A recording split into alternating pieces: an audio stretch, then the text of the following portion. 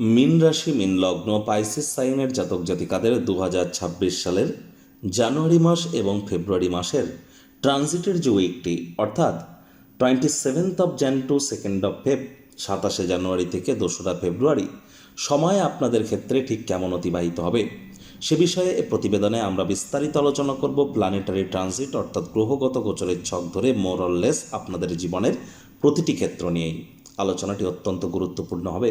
তবে তার আগে আপনাদের জানাবো 29 তারিখ থাকছে মহান একটি একাদশী, জয়া বা ভৈমী একাদশী। একাদশীর এই মহান ব্রত আপনারা পালন করুন। 30 তারিখ থাকছে গান্ধীজির প্রয়াণ দিবস এবং শহীদ দিবস। বন্ধুরা, প্রতিবেদনটি কেন গুরুত্বপূর্ণ দেখুন। প্রথমত, শনির 7.5-এর দ্বিতীয় চরণ তো আপনাদের চলছে, আর শনি মহারাজ এতদিন কিন্তু বৃহস্পতির নক্ষত্র পূর্ব ভাদ্রপদ নক্ষত্রে গোচর করছিল বলে আপনারা অনেকটা সেফ অ্যান্ড সিকিওর ছিলেন। এবার কিন্তু শনি মহারাজ নিজের নক্ষত্র উত্তর ভাদ্রপদে গোচর করা শুরু করে দিয়েছেন, প্রথম কথা। দ্বিতীয় কথা হচ্ছে যে দেখুন, এ সময় কিন্তু অবশ্যই মঙ্গল উচ্চস্থ হয়েছে আপনাদের কোথায়, আপনাদের লাভভাবে। প্রায় 1.5 বছরের কাছাকাছি সময় পর মঙ্গল উচ্চস্থ হয়েছে। একই সাথে মঙ্গল আপনাদের নিজের ঘরকেও কিন্তু দৃষ্টি দিয়ে দেখবে। গুরু বৃহস্পতি আপনাদের কর্মপতি, আপনাদের রাশিধিপতি, তিনি বর্তমানে বক্রী হয়েছেন, অতিচারী হয়েছেন। বুধাদিত্য যোগ, লক্ষ্মীনারায়ণ যোগ, শুক্রাদিত্য যোগও আমরা পরিলক্ষিত করব। তাহলে স্কিপ না করে পুরোটাই শুনুন যদি ভিডিওটির প্রকৃত মর্মার্থ আপনারা উপলব্ধি করতে চান। পরিশেষে যেমন প্রতিকার নিয়ে আলোচনায় থাকি তেমনটি তো আছেই। আলোচনাটি ইন জেনারেল হবে, অর্থাৎ এই পৃথিবীতে যতজন মীন রাশির জাতক জাতিকা আছেন আলোচনাটি তাদের প্রত্যেকের জন্য। আপনি চাইলে আপনার ব্যক্তিগত গণনা এনি টাইম আমাদের দ্বারাই করাতেই পারেন। এর জন্য স্ক্রিনে কিন্তু আমরা নাম্বার দিয়ে থাকি।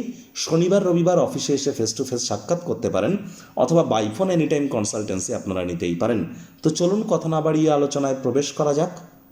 মীন রাশি মীন লগ্ন পাইসিস সাইনের জাতক জাতিকারা কালপুরুষের রাশিচক্র অনুযায়ী 12তম বা অন্তিমতম রাশির আন্ডারে আপনারা কিন্তু পড়েন। আপনাদের রাশির মালিককে বৃহস্পতি। আর স্ক্রিনে আপনারা যে চারটি দেখতে পাচ্ছেন, এটি মীন রাশির জাতক জাতিকাদের 2026 সালের 27 জানুয়ারি আপনাদের গ্রহগত গোচরের ছক ঠিক এমনটিই কিন্তু দেখাবে। ফার্স্ট হাউস যেখানে 12 লেখা আছে, শনি বসে আছে, এটিই কিন্তু আপনাদের ফার্স্ট হাউস। শনি মহারাজ বর্তমানে নিজের নক্ষত্র উত্তর ভাদ্রপদে গোচর করছেন, মার্গী আছেন, 7.5-এর দ্বিতীয় চরণ আপনাদের চলছে। চন্দ্র কিন্তু সপ্তাহটি শুরুয়াত করতে চলেছে পরিবার বাণী অর্থের ভাব দিয়ে। তারপর কিন্তু চন্দ্র 2-2.5 দিন অন্তর অন্তর রাশি পরিবর্তন করবে। গুরু বৃহস্পতি আপনাদের রাশিধিপতি নিজের নক্ষত্র পুনর্বসুতে অতিচারী এবং বক্রী আছেন, জুপিটার রেট্রোগ্রেড আছে। কেতু পূর্ব ফাল্গুনী নক্ষত্রের অগ্রীণ শত্রুরভাবে গোচর করছে। লাভভাবে চতুর্গ্রহী যোগ, সূর্য বুধ মঙ্গল শুক্রের। এখানে সূর্য মঙ্গল দুটি গ্রহই সূর্যের নক্ষত্র উত্তরসরা নক্ষত্রে গোচর করছে, এবং সূর্য মকর সংক্রান্তি ঘটিয়ে এখানে অবস্থান করছে। মঙ্গল উচ্চস্থ হয়েছে। সূর্য বুধের বুধাদিত্য, বুধ শুক্রের লক্ষ্মীনারায়ণ এবং সূর্য শুক্রের শুক্রাদিত্য যোগও আমরা এখানে পরিলক্ষিত করব। শনিবৎ রাহু, সেই রাহু বর্তমানে আপনাদের মোক্ষেরভাবে গোচর করছেন এবং নিজের নক্ষত্র শতভিষা নক্ষত্রে গোচর করছে।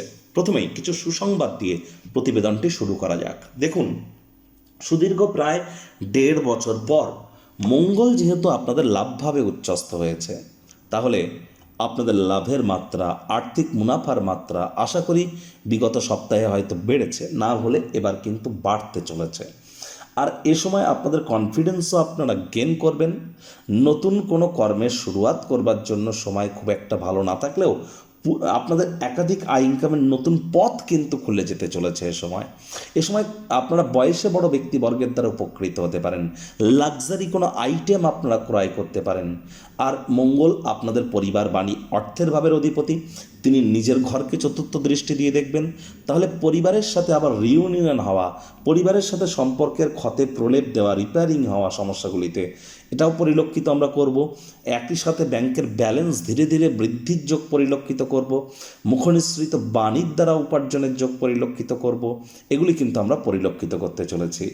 আবার যদি দেখা যায় তো এই মঙ্গলই তো আপনাদের ভাগ্যপতি, আর ভাগ্যপতি মঙ্গল আপনাদের ক্ষেত্রে উচ্চস্থ হয়েছেন, তাহলে ভাগ্যের সঙ্গ আপনারা প্রাপ্তি করবেন, এ বিষয়ে কোনো সন্দেহের অবকাশ নেই। অবশ্যই ভাগ্যের সংযোগ আপনারা প্রাপ্তি করবেন। যে কর্ম করতে যা সময় লাগতো তা অর্ধেক সময়ের মধ্যেই সমাপ্ত হবে। পিতা বা পিতৃতুল্য ব্যক্তিবর্গের দ্বারা উপকৃত হতে পারেন।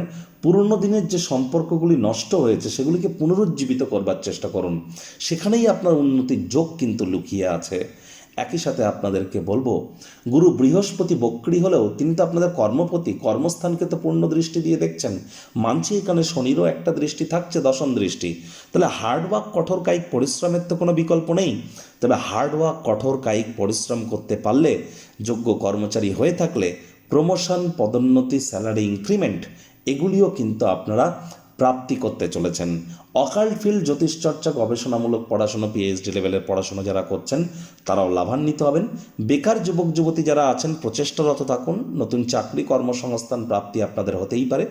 গুরুত্বপূর্ণ একটি পরিবর্তন, মঙ্গলবার বিকেল 4:44 চন্দ্র আপনাদের পরাক্রমের ভাবে গোচর করে উচ্চস্থ হবে এবং এখানেই থাকবে বৃহস্পতিবার সন্ধ্যে 6:30 পর্যন্ত। তাহলে মঙ্গলবার বিকেল থেকে বৃহস্পতিবার সন্ধ্যেবেলা পর্যন্ত চন্দ্র উচ্চস্থ হচ্ছে। তাহলে এই সময়টিতে online income, digital marketing, work from হোমের কাজ যারা করেন, সোশ্যাল মিডিয়াতে যারা কেরিয়ার করতে চান, দীর্ঘ প্রতীক্ষিত নামযশ খ্যাতি আপনাদের প্রাপ্তি হতেই পারে। বন্ধুবান্ধব চয়নের ক্ষেত্রে আপনারা কিন্তু লাভান্বিত হতে চলেছেন, ভাই বোনেদের দ্বারা উপকৃত হতে পারেন। আবার এই চন্দ্রই কিন্তু ঠিক যদি দেখা যায় শনিবার রাত 8টার সময় গোচর করে যাবে আপনাদের ত্রিকোণভাবে, আর সেখানেই থাকবে সোমবার রাত 10:47 পর্যন্ত। আর আপনার ত্রিকোণভাবের অধিপতি চন্দ্র স্বগৃহে। তাহলে শনি, রবি, সোম এই 3টি দিন ট্রেডিংয়ের জন্য সময় ভালো।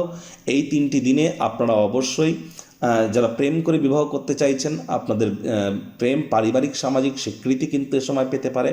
এ সময় নতুন করে প্রেমে পড়ার জন্য সময় ভালো।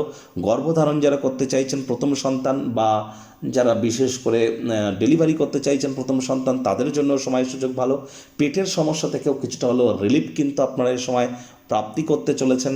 এ সময় অবশ্যই আপনাদের ক্ষেত্রে আমি বলবো ওভারঅল কিন্তু আপনারা বেটার ইম্প্যাক্টটি কিন্তু প্রাপ্তি করতে চলেছেন, চন্দ্র স্বগৃহে গোচর করতে চলেছে।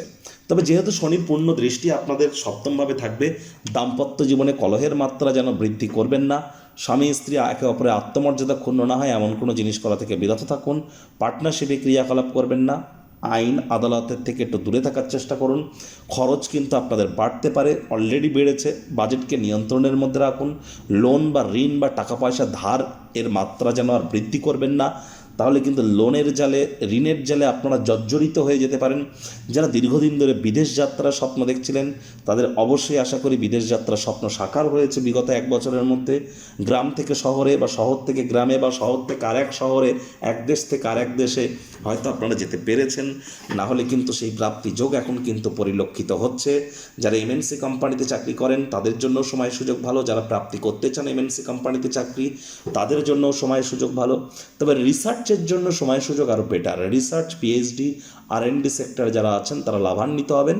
চোখ কান খোলা রেখে একটু চলার চেষ্টা করুন। সরকারি চাকরিজীবী, নেতা, মন্ত্রী, এমএলএ, এমপি, সরকার পক্ষ, শাসক দলের সাথে যারা যুক্ত আছেন, প্রাইভেট সেক্টরে অ্যাডমিনিস্ট্রেটিভ লেভেলে যারা আছেন তাদেরকে একটু চোখ কান খোলা রেখে চলতে হবে। জ্যোতিষতাত্ত্বিক পরামর্শ নিতে হবে।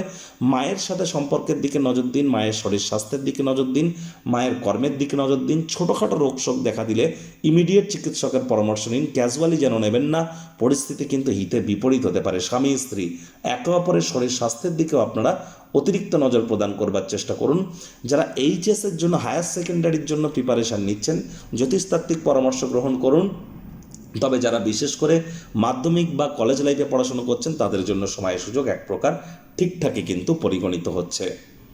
প্রতিকার স্বরূপ আলোচনা করতে গিয়ে আপনাদের বলবো, স্ক্রিনে আপনারা দেখতে পাচ্ছেন বৃহস্পতির বীজ মন্ত্র ওম গ্রাং গ্রিং গ্রহং স গুরবে নমঃ।